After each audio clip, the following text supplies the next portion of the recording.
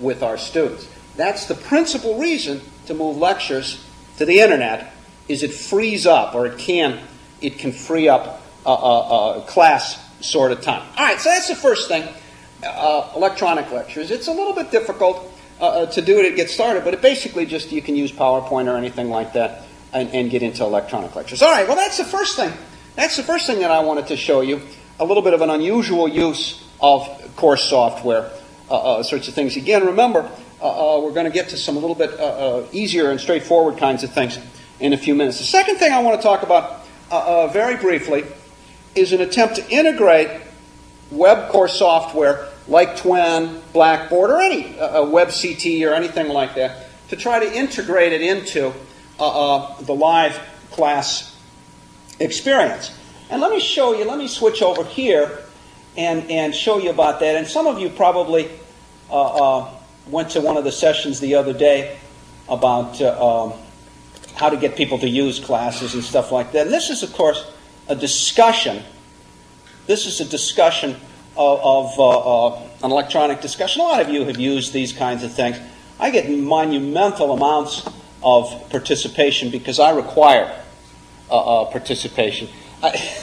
Those of you that have put electronic discussions on the board and you don't require it, you get like 4 people participate.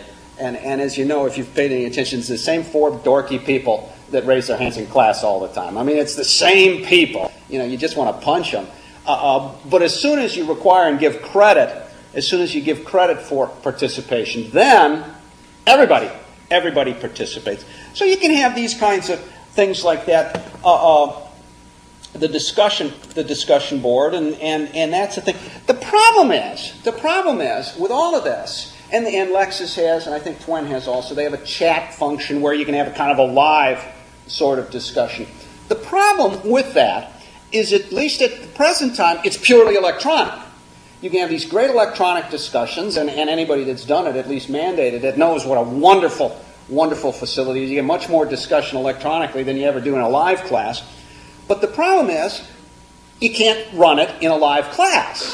And you can't run it in a live class because, except for very, very small classes of 10, 15, 20 people, you can't realistically expect that everybody's going to have a computer.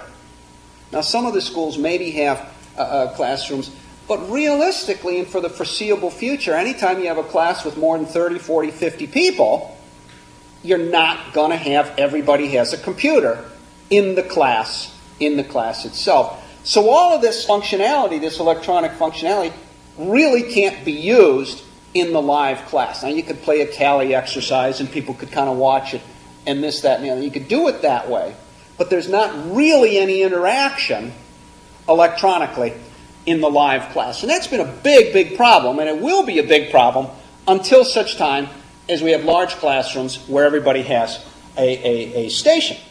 All right, well, what I'd like to do is to show you a way to integrate electronic participation and live classes. And the way you can do it is simply this. You can require students to submit things electronically. You can require things to submit electronically. Now, I'm going to go on, I'm back on the TWEN site now, and I'm going to show you it in a discussion. But it can also be an assignment that's submitted. Anything that the kids have to, let's say, for example, we had a class today at 12:30, and I give you an assignment for today, and by 12:30 today, I want you to all have briefed at Jacob and Young's versus Kent. Some of you remember from law school, that's the case where they mixed up the pipes. It was supposed to be Reading, and they got a co-host pipe. So everybody was supposed to have briefed Jacob and Young's versus Kent for today. And if you remember from your classroom, your own law school,